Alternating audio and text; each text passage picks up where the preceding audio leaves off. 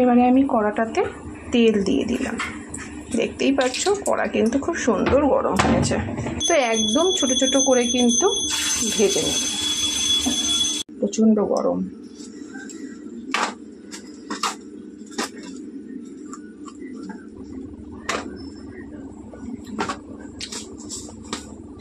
দারুণ দারুণ বেগুন ভাজাও না।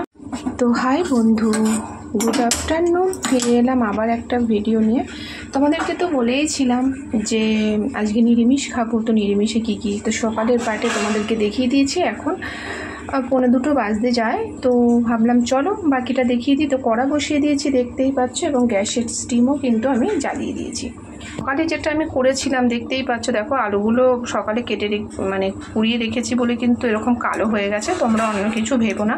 তো এখানে কিন্তু একে একে আমি সমস্ত উপকরণ দেওয়া শুরু করব। কড়াটা আমি স্টিমে গরম হতে দিয়ে দিয়েছি। আমি এখানে একে একে সমস্ত কিছু দিচ্ছি। সামান্য একটু লঙ্কা কুচি, এবারে লবণ, সামান্য 2-4টে কালো জিরে, এবারে হলুদ, সামান্য রেড চিলি পাউডার। বেড়ে গেল, হলুদ পড়ে গেছে। যাই হোক, সামান্য বেসন, মানে ছিটিয়ে দেওয়ার মতন। এটাই কিন্তু বেসন গুলে আলুটাকে মাখবো না। এবার ভালো করে হাতের সাহায্যে মেখে নেব, যাতে আলুটা খাওয়ার সময় বুঝতে পারি যে হ্যাঁ আলু আছে। নাহলে বেসনের মানে ব্যাটারটা যদি খুব মোটা হয়ে যায় না, ভালো লাগবে না, ভেতরের কন্টিনিউটা বোঝা যাবে না। সেই জন্য আমি কিন্তু বেসনটা এখানে খুব কম, যাতে শুধু আলু তো তেলে ছাড়া যাবে না। তো সেই জন্য জাস্ট একটু মাখো মাখো করার জন্য কিন্তু আমি বেসনটা দিয়ে দিলাম।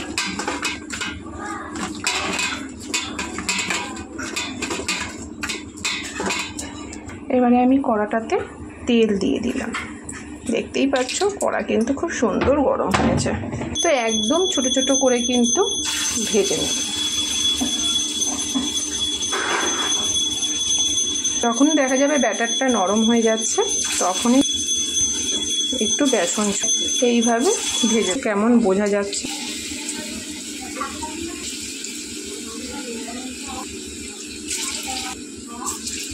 সব এখন ভাজবো না, আমি তোমাদের সাথে ভিডিও শেয়ার করব বলে কিন্তু আমি এগুলোকে ভাজছি।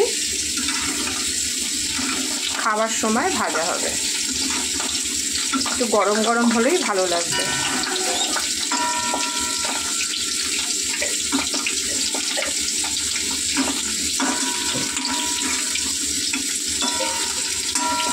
এবারে দেখো এরকম পাতলা পাতলা করে বেগুন কেটেছি। বেগুনগুলোও কিন্তু সেম এরকমভাবে বেসনে ডুবে ভাজা হবে না। বেগুনগুলোও কিন্তু এই থালার মধ্যেই মেখে নেব সমস্ত উপকরণ দিয়ে। বন্ধুরা, আমরা তো বেগুনি খাই বেসনে ডুবিয়ে, কিন্তু এটা একটু অন্যরকমভাবে করব। সমস্ত উপকরণই দেব, আর দেব সামান্য পরিমাণে বেসন। এইভাবে এগুলোকে এইভাবে কিন্তু মেখে নেব।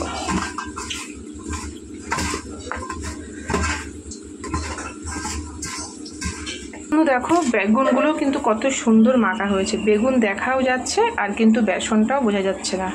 তো চলো তোমাদেরকে একটু দেখিয়ে দিই, তোমাদের সাথে টেস্ট করব, ঠিক আছে? চলো, এই 2 পিস গরম গরম খাবো, তখন ভাজবো। বড়া আমার কিন্তু রেডি, শুধু টেস্ট করব।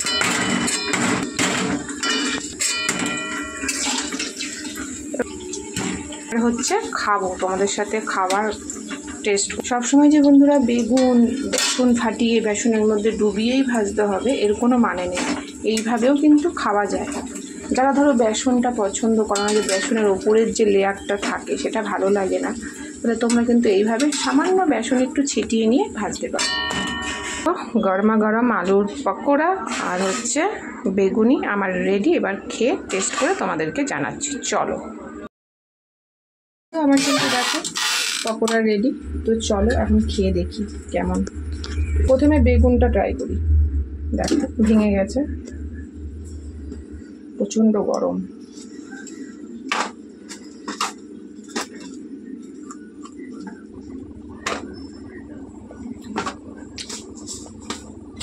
দারুণ দারুণ। বেগুন ভাজাও না, আবার প্রপার বেগুন না, সমস্ত মশলা বেগুন পুরো মুখে বাজছে, খুবই সুন্দর লাগছে, দারুণ।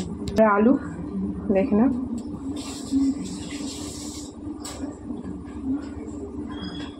কোনো কথাই হবে না বন্ধু, খুব সুন্দর। তোমরা কিন্তু বাড়িতে অবশ্যই এইভাবে খেও, দারুণ লাগবে। তো চলো আমি খেতে থাকি। তোমাদের ভিডিওটা কাদের ভালো লাগলো অবশ্যই লাইক কমেন্ট শেয়ার করো, আমার পাশে থেকো, নতুন বন্ধুরা সাবস্ক্রাইব করো। প্রচুর কষ্ট করে ভিডিও করি বন্ধুরা।